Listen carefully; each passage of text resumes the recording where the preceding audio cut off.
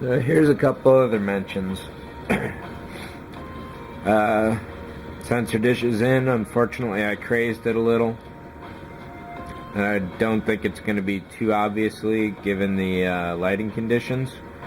And I may even just craze it some more because it wasn't necessarily a fully transparent item. If I remember, it had grid lines. I got a spot in there to paint, it looks like.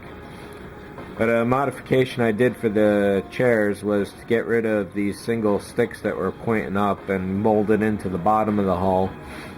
And I replaced them with a little flap of plastic that just basically wrapped around with a bend to it. That worked out really well. Then I dabbed some silver along the edges, swivel points there. That one didn't come out so good, I'll have to retouch that. But that was a nice little effect that came out pretty well. I know there's a couple different grays on the interior of the cabin.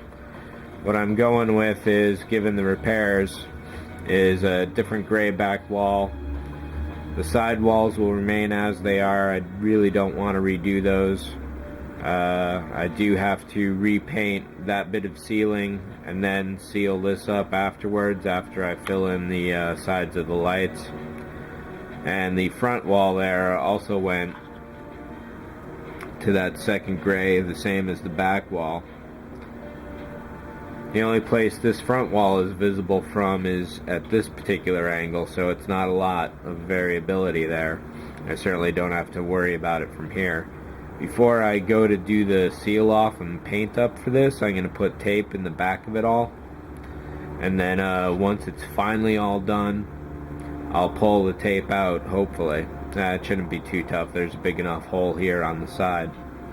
But that was pretty much that. And in doing a little quick reference to see where this astrogator, it's called, goes, pulled out the old tech manual.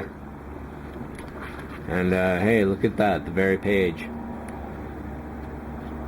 So relative to what I've done here, the printout isn't exactly, well, it's definitely not the same scale, but the overall proportion of the way I've set everything is pretty close to the way it should be. There's a lot more space back up here.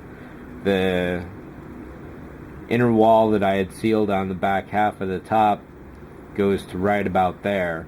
So there is about that much space in here, but maybe it's a little more crowded this way. And another detail I would like to do but haven't figured out is putting the scanner in. Some kind of small sphere could do for a stand-in with a bit of styrene on the side, but until I find a sphere that size, and that would probably be, well, it's tough to say. That'd definitely be as big as a pea, probably. And another thing I'm going to do is get some screen grabs of these computer terminals, and I'll paste those in against the wall as well. And that will be that.